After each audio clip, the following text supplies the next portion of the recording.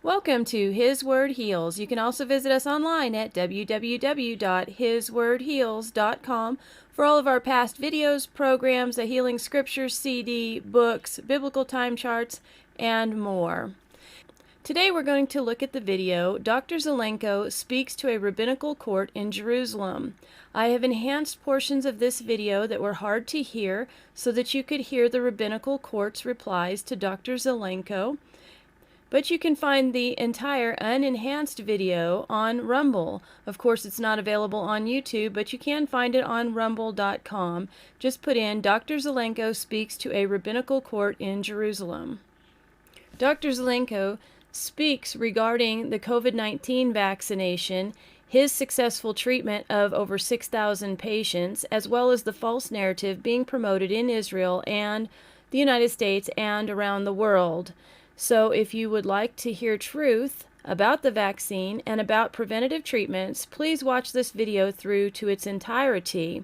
What is said toward the end of the video is very important and very revealing, as well as please keep an eye on the expressions of the rabbinical court. Dr. Vladimir Zelenko. Dr. Zelenko is a board-certified family physician for over 20 years. He has been described by his patients as a family member to thousands of families and is a medical advisor to the Volunteer Ambulance Corps in Kiryas Joel, New York. Dr. Zelenko developed his now famous Zelenko protocol, which has saved countless lives worldwide. So welcome, Dr. Zelenko. Thank you for joining us. And I would like you to comment on our subject, please. So I'll just give you quickly my experience. My team has directly treated successfully 6,000 patients. I've trained hundreds of physicians who are now training their students. And as a cumulative group, we've treated millions of patients successfully. Now, my experience has given me a very unique perspective in approaching COVID-19, which is basically keeping people out of the hospital. Regarding children, the only reason you would want to treat a child is if you believe in child sacrifice, or even the Vodazar. If you want to be mocked of children like a carbon of a it's a very good reason to give them the shot. Otherwise, there's no necessity. Let me explain. Anytime you evaluate any therapeutic, you need to look at it from three perspectives. Is it safe? Does it work? And do you need it? Just because you have a capability doesn't mean that you have to use it. There has to be a medical necessity. There has to be a need for it. You look at the CDC, the statistics for children under the age of 18 that are healthy, the survival rate is 99.998% survival rate with no treatment. Just like Dr. Yudin said, the influenza virus is more dangerous to children than COVID-19. And he made an estimate that per million, 100 children would die from the vaccination. I feel the number would be significantly higher, and I'll explain to you the rationale for it. If you have a demographic that has no risk of dying from an illness, why would you inject them with a poison death shot? Now, let's see if this thing works. The two countries in the world that are most vaccinated its citizens is Israel, high, like 85% rate of vaccination, and an island nation in the Indian Ocean called Seychelles, also over 80%. Both countries are experiencing a Delta variant outbreak. So let me ask you a question. If you vaccinated the majority of your population, why are you still having an outbreak? That's number one. Number two, why would you even give a third shot of the same stuff that didn't work the first two times? All right, that's whether or not it works. And let's talk about safety. Now, this is the real issue. There are three levels of safety or death that we need to look at. One is acute, one is subacute, and long-term. Acute, I'll define from the moment of injection till 3 months. The number one risk of the shot is blood clots, just like Dr. Yudin said, according to the Salk Institute. By the way, everything I'm saying, I will defend with documentation. And please don't take my word for it. You should do your due diligence. And I can provide to you proof for everything that I'm saying. According to the Salk Institute, when a person gets an injection of these vaccines, quote unquote, the body becomes a spike-producing factory, making trillions of spikes, which migrate to the endothelium, which is the inner lining of your blood vessels, and it's basically little thorns on the inside of your vasculature. As the blood cells flow through it, they get damaged, they cause blood clots. If that happens in the heart, it's a heart attack. If that happens in the brain, that's a stroke.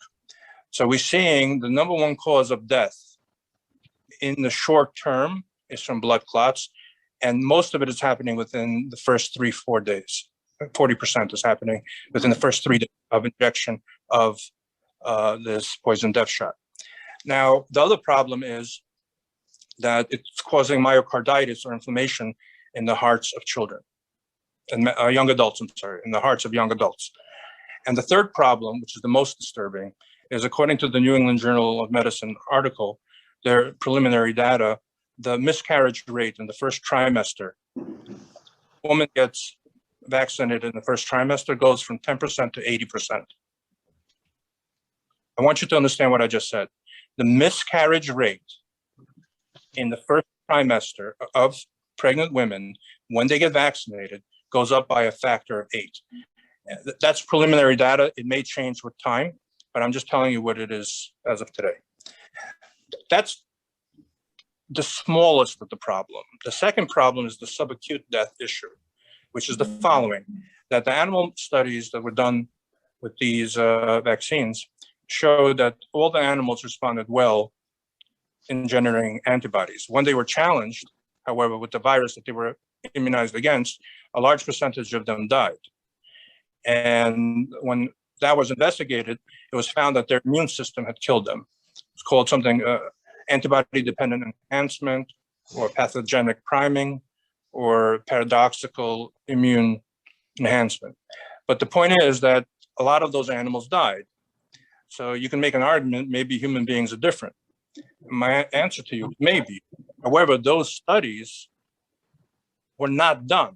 You are the study right now. The Pfizer CEO said Israel is the biggest laboratory in the world. And so those long-term studies to rule out, Dr. Luc Montagnier, who won the Nobel Prize in Medicine for the discovery of HIV, said that this is the biggest risk to humanity and the biggest risk of genocide in the history of humanity. And so the risk of a ADE reaction in human beings, which happens later, has not been ruled out. So my question is, why would I vaccinate someone with a potentially destructive, lethal substance without ruling that out first?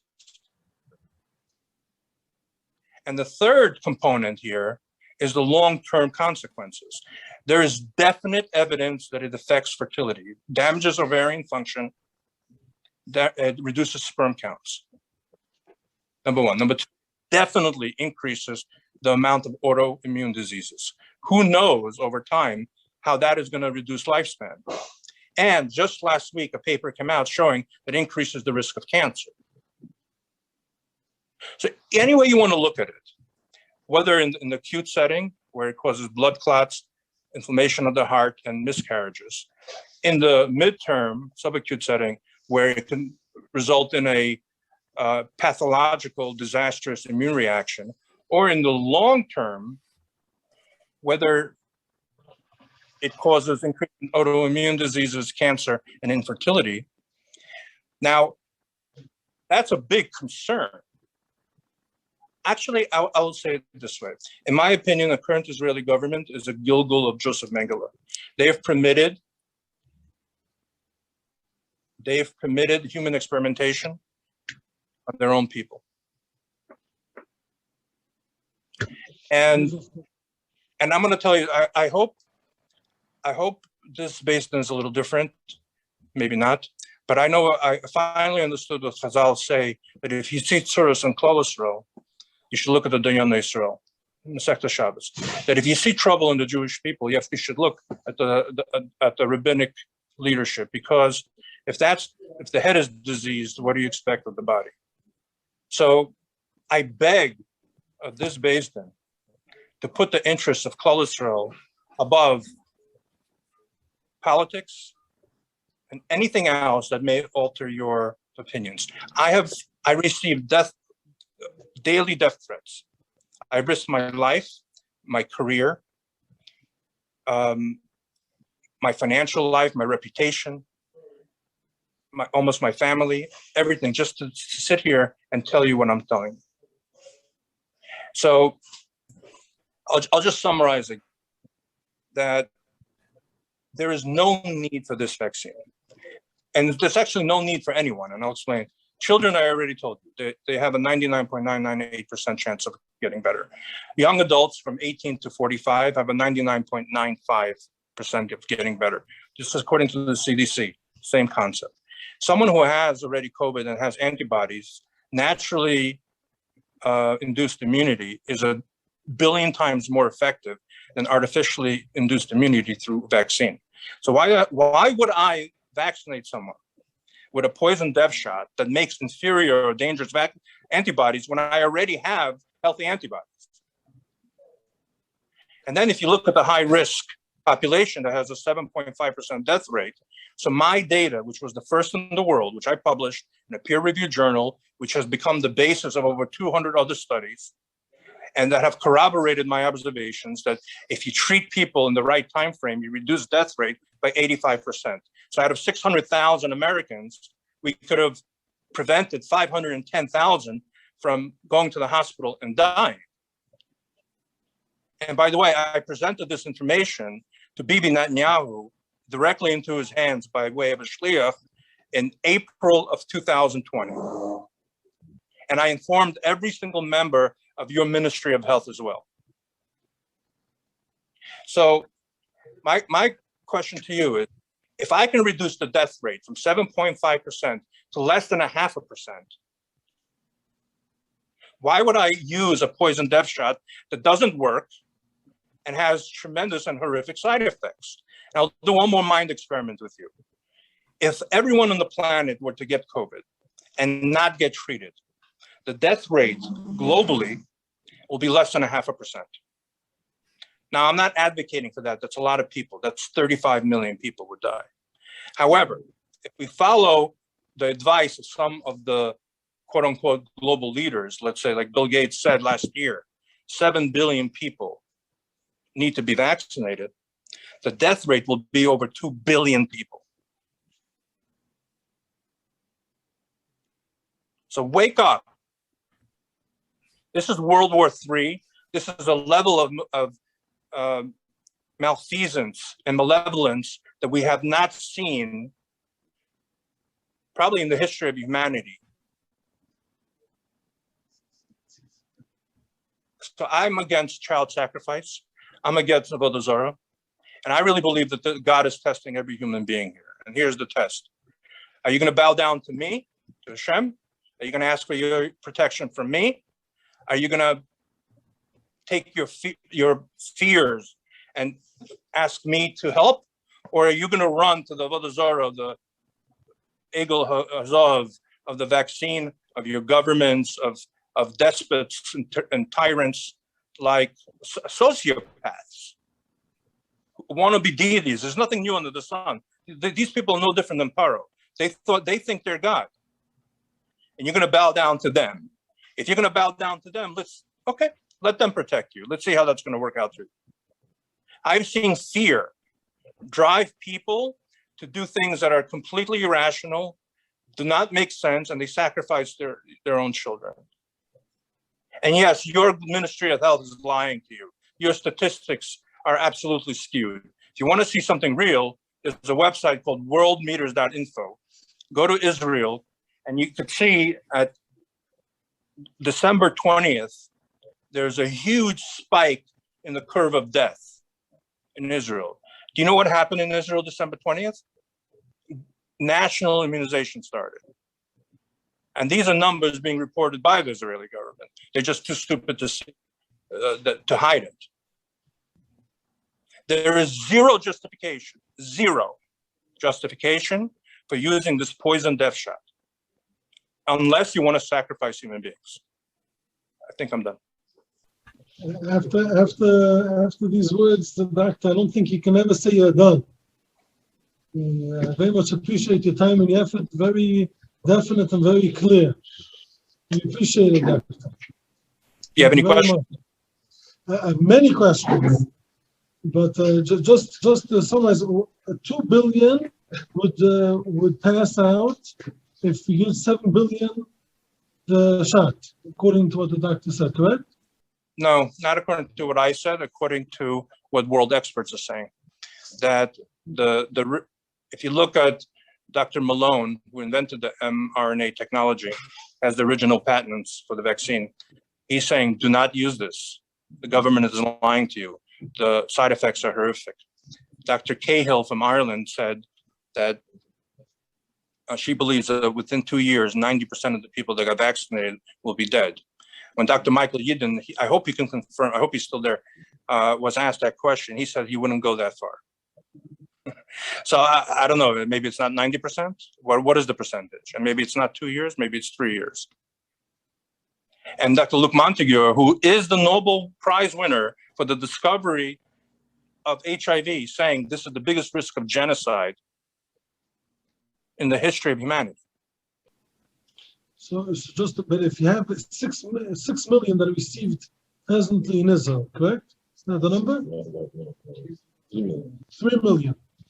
So 3 million, so if we take that percentage by 3 million, we should be seeing some 500,000, 800,000?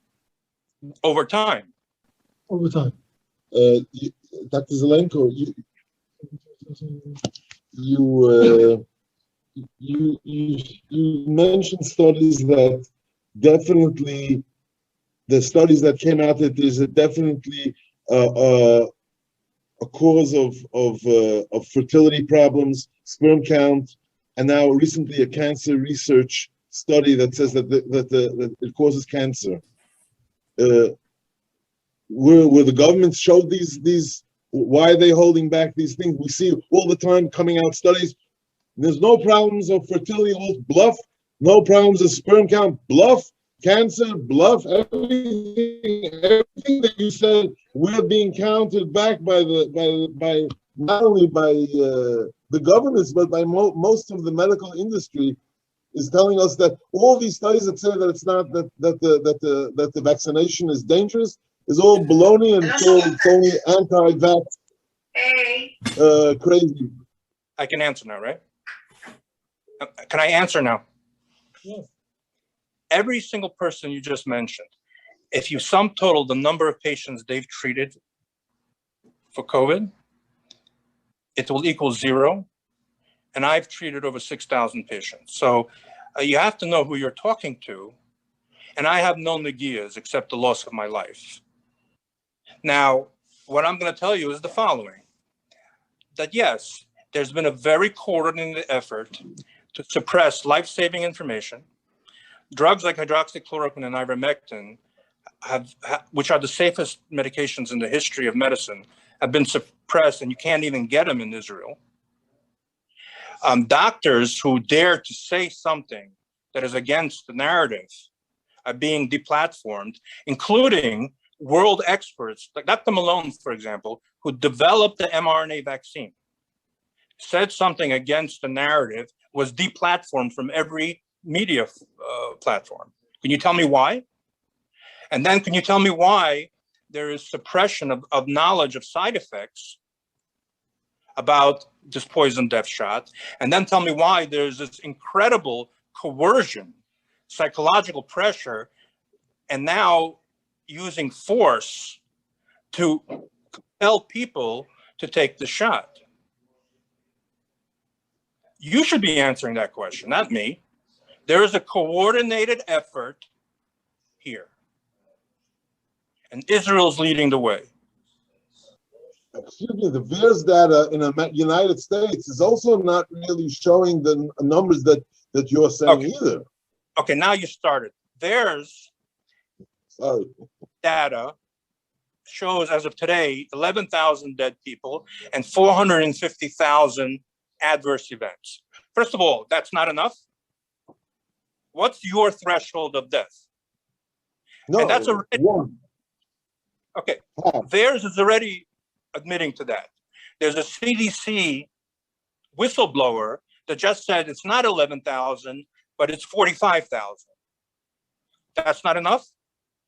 And then there's a 2009 Harvard study that said only 1% of actual events are reported. Now, I can make an argument that perhaps rashes are reported at a much lower rate than death. So for the benefit of the doubt, let's say 20% of deaths are being reported. And I'm being very generous. So if you take 45,000, according to the whistleblower, or even if you take 11,000 to what they admit, so the number is either 50,000, it's like the Haggadah, 50,000 or 200,000, you choose. And then there are two other problems with theirs. I have colleagues that lost patients from the vaccine. They try to file reports. The system rejects their reports for no reason. And is the other problem, and I have evidence for this as well, that reports that were filed are now being scrubbed off the system and you can't even find them. So even if you, by the way, this is not a conspiracy theory, it's a conspiracy, not a theory. 18 months ago, if I would have told you that COVID-19 is a bioweapon, you would say I'm a conspiracy theorist. Noah in the Bible was a conspiracy theorist until it rained. So right now, if I tell you that this is an artificially made bioweapon, it's a conspiracy, but not a theory. Everyone agrees that this is artificially made. And I know exactly when it was made, and I know the patent numbers associated with the modifications. In 1999, Dr. Ralph Barrett at the University of North Carolina modified a bat coronavirus on a surface protein in order that it should infect human beings. Then that research became illegal in America. It got sent by the American taxpayer dollars and by Fauci to Wuhan, where that research continued and until they figured out a way to modify this virus to make it extremely more destructive to human lungs and to cause blood clots. So they took a naturally occurring virus and slowly made two changes to it over time. It took them 20 years to modify that it should infect humans.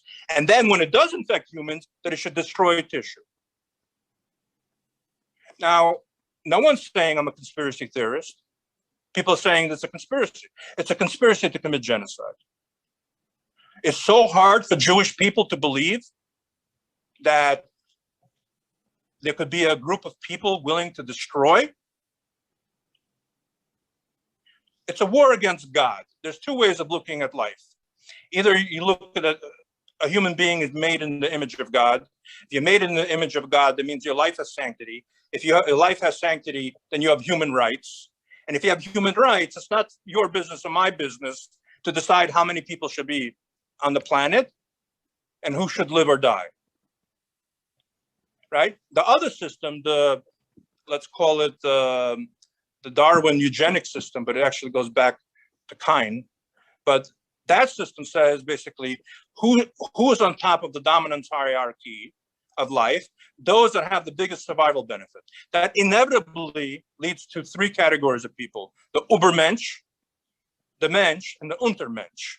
If you apply that 80 years ago, the Ubermensch were these Nazis, who were descendants of Aryan gods, who felt it was in their prerogative, their right, to decide who lives or dies. So the Menschen, which were the Anglo-Saxons, the Europeans, could live and be slaves.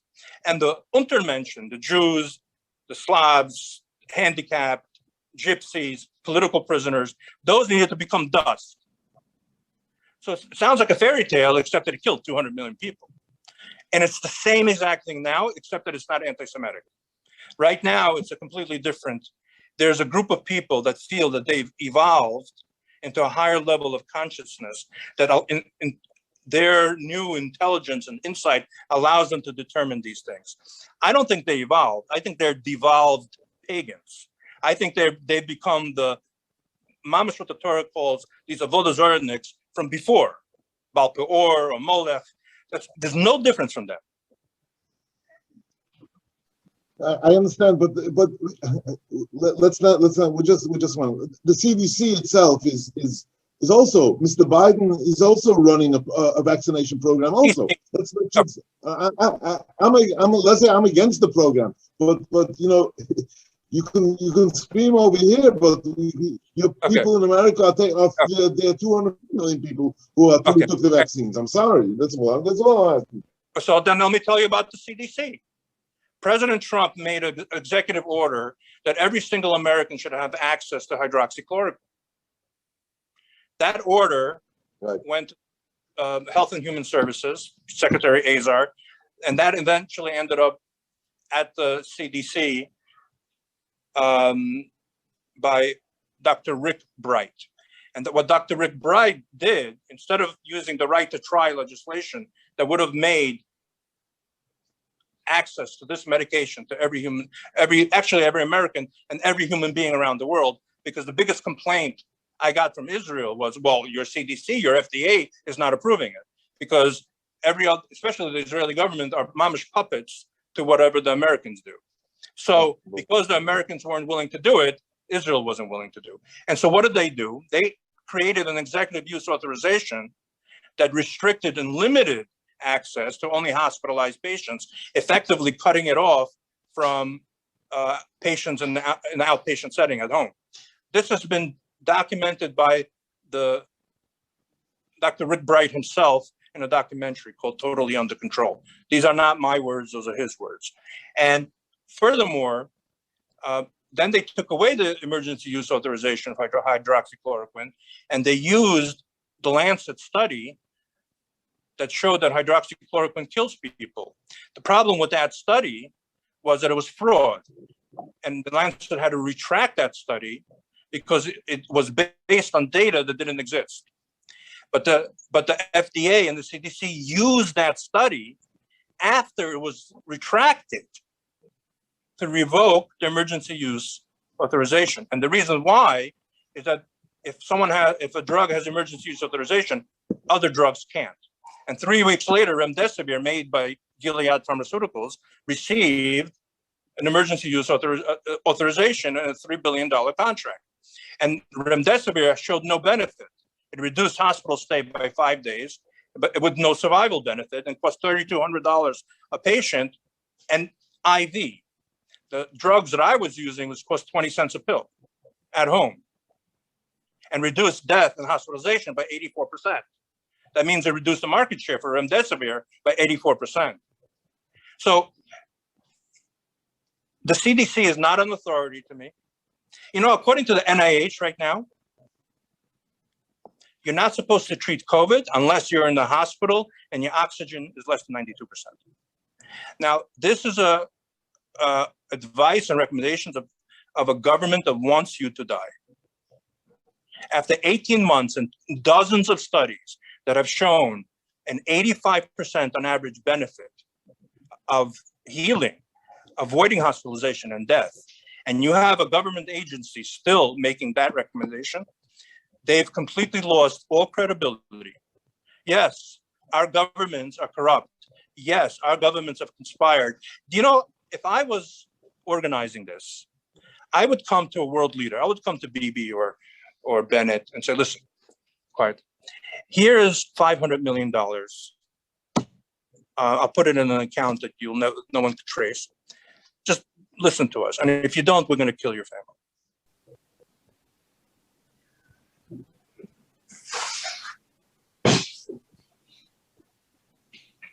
Okay. By the way, if you look historically, right, 20% of the Yidden left Mitzrayim, they say, one shitta. And then there was the Dor Midbar that died, so a certain percentage, right? So I don't know, 50%, let's say. So only 1 out of 10 Jews left Egypt and made it to Israel. What that means is only 10% of our people are capable of making the psychological transition from slavery to redemptive thinking. That's what the problem is here.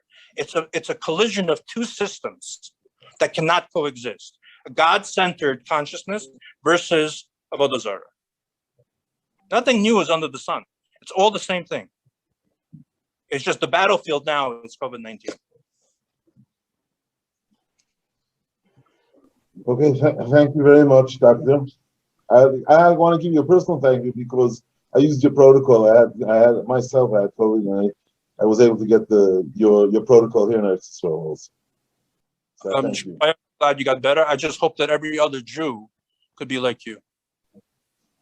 And I second Rabbi Karlabach too, in the same boat. I worked within 4 days. Thank you, Doctor. You're welcome. So why can't every other Jew? A personal request to tell you from me. Shkoyach. But it's not about me, it's about Klal Yisrael. Why can't every other Jew in Eretz Yisrael have the same treatment?